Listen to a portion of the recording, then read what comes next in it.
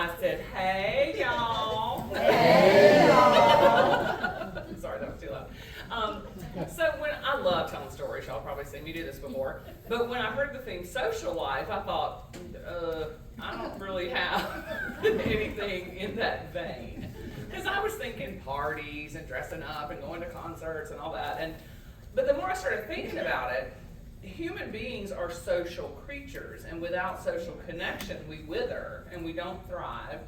And really, social connections are everything we do with the people around us. And I started thinking back to, how did I learn how to be a social creature? You know, what messages did I receive? And the first one that popped into my head was, don't talk to strangers. And I grew up in the 70s, so it was everywhere. It was like, don't talk to strangers. I see you nodding. Don't take candy from strangers. Stranger danger. It was a thing. We had ABC after school specials. We had, the more you know. You know, like we had a lot of messages coming at us from the TV and the police and our teachers telling us, don't talk to strangers. But I received some mixed messages too, which will explain the confusion I found myself in later. I grew up in a town so small, Gay, Georgia. Yeah. Give it up if you're from Marietta County. Yeah. Gay, Georgia was so small, we did not have any strangers. Nobody was sneaking in to Gay, Georgia. And so on the one hand, I'm hearing, don't talk to strangers. And on the other hand, I'm hearing my mom leave for work on Thursday mornings and say, here's your quarter for the candy man. Now, when I told my city girl friend this story, she was like, are you shitting me? Because this was how we did it in Marietta County. Every Thursday afternoon, an old man, I have no idea what his name was, I never saw him in any other context, he would drive up to our dirt driveway and honk his horn on his giant blue station wagon. And little children would come a-running, me and Gay and Joe, my siblings, and Kim and Christy from next door, and Lori Lee across the street, and Harriet, and whoever was there playing. Everybody ran to directly to his car. And we took our little warm quarters and nickels and stuff, and he opened up the back door of his giant station wagon, and it was filled with boxes of like store-sized candy. And we would just walk right up, and we'd get Double Bubble and Blow Pops and Sugar Babies and Sugar Daddies and all that stuff. The old people are not good. So, on the one hand, TV's telling me don't talk to strangers, don't take candy from strangers, and on the other hand, the candy man comes every Thursday afternoon. Y'all should have seen the look on my college friends' faces the first time I talked about the candy man. And finally I was like, it's kind of like a rural ice cream truck, you know, without the adult supervision. So life was weird in this tiny town. We didn't have any strangers. As my life got bigger and I moved on to high school and college, I did realize, oh, everybody here is not related to me. Everybody here does not know and love me. I need to start thinking about how I interact with people. Unfortunately, under stress, we kind of revert back to our original being, which is what happened on a very blustery, cold March 6th morning in 2001 when I was driving, newly single and free in the world. I was driving from my home in Lawrenceville to my job in Athens, and I was driving along 316, listening to the radio, probably Rick Springfield's 1982 hit, Don't Talk to Strangers. Don't talk to strangers. Yeah, if you laughed at that joke, get a colonoscopy.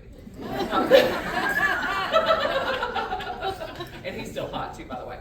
But anyway, so I'm driving along 316, living my life, and the radio goes,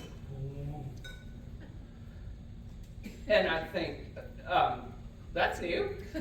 And then I realized my whole car is going. And I managed to coast over to the side of the road, and it was right there at Bethlehem, you know, that intersection, mile marker number 7. I'll never forget it. And my car was dead. And I was alone. And I had no idea what to do. So I did what I had been instructed to do. I turned it off and I turned it back on again. And nothing happened. So I took it up a notch.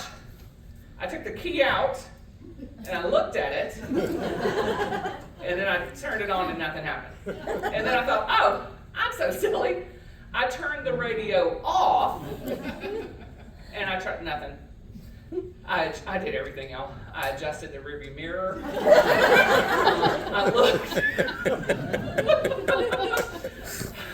I looked around me. I did not see a mechanic anywhere. And so then I thought, I'm a strong, independent woman. So I popped the hood and I stepped out into the air and I popped open the thing. I lifted up the thing and I thought, okay, the engine's still there. That's good. And at that point, thank God, I see a car pulling off the highway, pulling up right next to me. And I think, I'm saved, it's great, I love strangers. So this man walks up to me, not sketchy looking at all. He walks up to me and he's like wiggling stuff under the hood, and I'm thinking, oh, thank God you're here. And my first thought then was, oh, he's got a cute butt. And then I thought, oh, God, he's skank. He's probably somebody's wife or husband. And then I looked and he was single, and it was like, okay, good.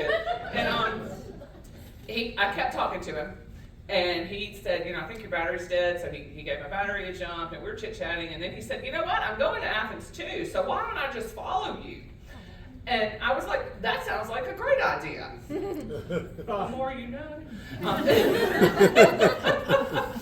So he follows me to the battery store where I gave my full name, address, phone number. Then that didn't work, so he follows me to the garage where they said, you're going to need to leave your car. And I was like, oh, but I have to get to work at the hospital. And he goes, hey, you know what? And at that point, I forgot everything I had ever been taught by ABC after school specials, McGruff the crime dog. I got in the man's car. And as soon as he cranked it up and started going, I was like, oh, I just got in a strange man's car. So I also did the tuck and roll, you know, like I had my hand on the handle ready to dive out and tuck and roll if he tried anything. But he didn't. He pulled me right up to the door of the hospital, let me out, thank God. And of course, we swapped names because I was like, hey, I'll buy you a cup of coffee. Thank you for saving the day. And my boss happened to be standing there, of course, because I was 6 hours late for work. And he goes, what's going on, Garrett? I'm glad you finally showed up. And I said, this guy just picked me up off the side of the road. And his name sounds really familiar, but I can't place it. And my boss, who is a big comic book guy, he looks at the business card and he goes, seriously, Richard Grayson? Dick Grayson? You just got rescued by the Robin. And I was like, that's so cool. Well, reader, I would love to tell you that I learned my lesson about talking to strangers, but I did not. 3 years and 364 days later, I married him. Oh, so remember, do talk to strangers. It'll greatly improve your social life.